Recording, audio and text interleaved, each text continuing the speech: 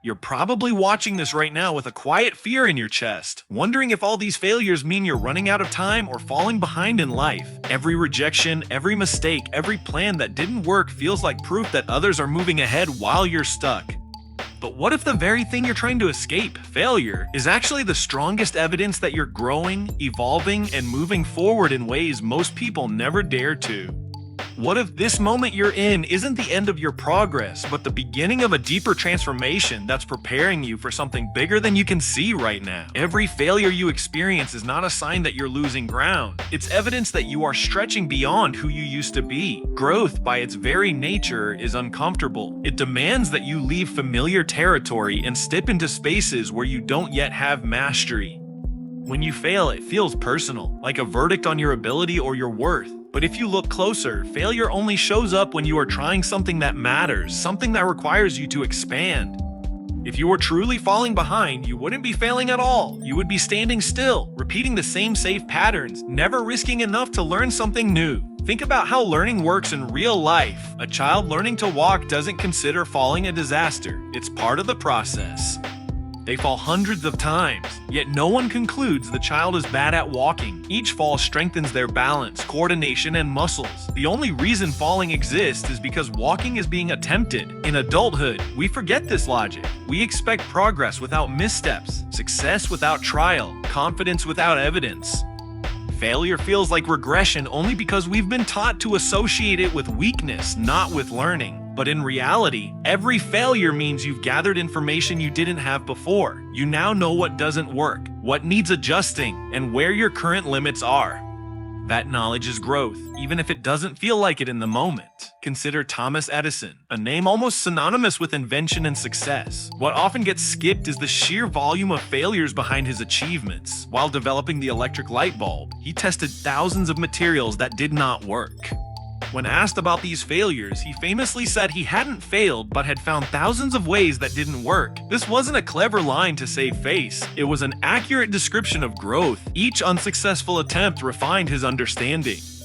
If Edison had stopped early and labeled himself a failure, the world might never have seen one of its most transformative inventions. His failures were not delays, they were steps forward, even though they looked like setbacks to anyone watching from the outside. Failure feels especially heavy when you compare yourself to others.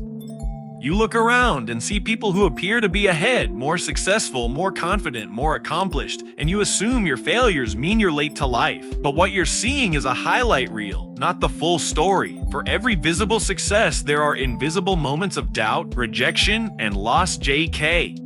Rowling was rejected by multiple publishers before Harry Potter was accepted. At one point, she was a single mother living on government assistance, struggling to believe in herself. If you freeze her story at that moment, it looks like failure and stagnation. But those experiences sharpened her resilience and voice. They were not evidence she was behind. They were not evidence she was behind. They were shaping the perspective that would later resonate with millions of readers. On a more personal level, think about a time when you failed at something meaningful. A job interview you didn't get, an exam you didn't pass, a business idea that didn't work, a relationship that ended painfully. In the moment, it probably felt like wasted time or proof that you weren't good enough. But look at who you became afterward. Maybe you learned how to communicate better, manage your time, set boundaries, or prepare more strategically. Even emotional failures teach you depth, empathy, patience, and self-awareness. You don't walk away unchanged. You are different, more informed, more capable. That change is growth, even if the outcome wasn't what you wanted. One of the biggest reasons failure hurts is because we attach our identity to results. We think, if I fail, I am a failure. But growth-oriented people separate who they are from what happened.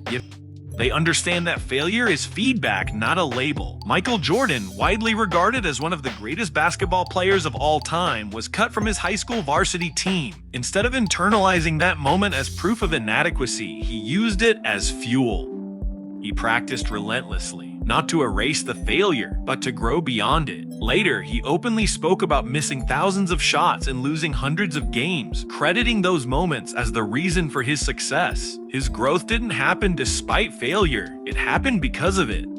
When you fail, you are forced to confront reality instead of illusion. Comfort can trick you into believing you're ready when you're not. Failure strips away false confidence and replaces it with earned confidence, the kind that comes from experience. This is why people who have failed and recovered often move with a quiet strength. They're not fearless. They're familiar with fear. They know it can be survived. That familiarity is a form of growth that no easy win can provide. Easy success builds pride, but hard-earned progress builds character. Failure also teaches patience. Growth rarely follows a straight line. It moves in loops, pauses, and detours. When something doesn't work, you're being asked to slow down, reassess, and refine. This is not punishment, it's preparation. Athletes don't grow stronger by lifting weights that are too light. Muscles grow when they're challenged to the point of strain. Failure is that strain for your mind and spirit. It signals that you're lifting heavier weights than before. If everything feels easy, you're probably not growing much at all. Look at someone who starts a small business. Most businesses don't succeed on the first attempt. Entrepreneurs often go through failed ventures, financial losses, and public embarrassment. Yet those who persist don't see these experiences as time wasted. Each failure teaches them about customers, markets, leadership, and themselves.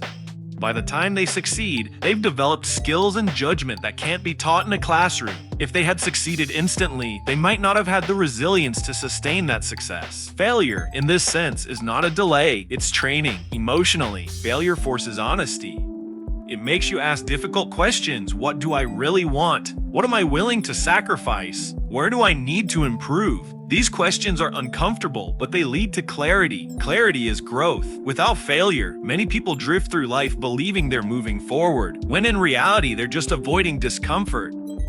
Failure interrupts that avoidance. It demands engagement. It demands that you show up more fully or choose a different path with intention. Actionable growth begins when you stop trying to avoid failure and start learning from it deliberately. After a failure, instead of spiraling into self-criticism, ask yourself what this experience taught you.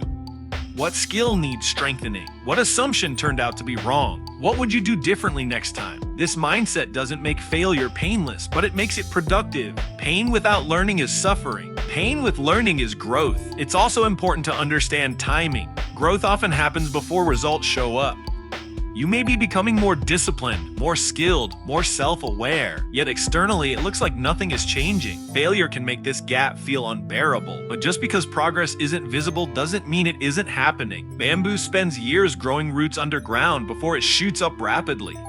If you judged it too early, you'd assume nothing was happening. Your failures may be strengthening roots, habits, perspectives, resilience that will support visible success later. When you reframe failure as proof of growth, your relationship with effort changes. You become less afraid to try, to apply, to speak up, to start again. You stop waiting to feel ready and start becoming ready through action. This shift is powerful. It turns life into a laboratory instead of a courtroom. You're no longer constantly judging yourself. You're observing, adjusting, and moving forward. In the end, the people who truly fall behind are not the ones who fail repeatedly. They are the ones who stop trying because they're afraid of failing again. Failure only means you're growing if you keep going. Each attempt, each misstep, each lesson is shaping you into someone more capable than you were before. So when failure shows up, don't see it as a sign to quit. See it as proof that you're in motion, that you're daring to become more. Growth leaves evidence, and very often that evidence looks exactly like failure right before it looks like success. So when you walk away from this, don't ask yourself, how do I avoid failing? Ask yourself, what am I brave enough to try next? Because every time you fail, it means you showed up. You took a step forward when comfort was begging you to stay still. And that alone puts you ahead of where you were yesterday. You are not late. You are not broken. You are not behind. You are in the middle of becoming. Take one lesson from your last failure today, just one, and turn it into action. Adjust your approach, sharpen your skill, try again with intention. Progress doesn't come from waiting for confidence. Confidence is built by moving even when you're unsure. Let failure stop being the thing that scares you and start being the proof that you're growing stronger, wiser, and more capable than before. Remember this, the path you're on isn't meant to look perfect. It's meant to shape you. Every setback is carving resilience into your character. Every disappointment is teaching you how to rise with more clarity and purpose. Keep going, even when it's hard, especially when it's hard. Because one day, you'll look back and realize the moments you thought were holding you back were actually pushing you forward, right toward the life you were strong enough to earn.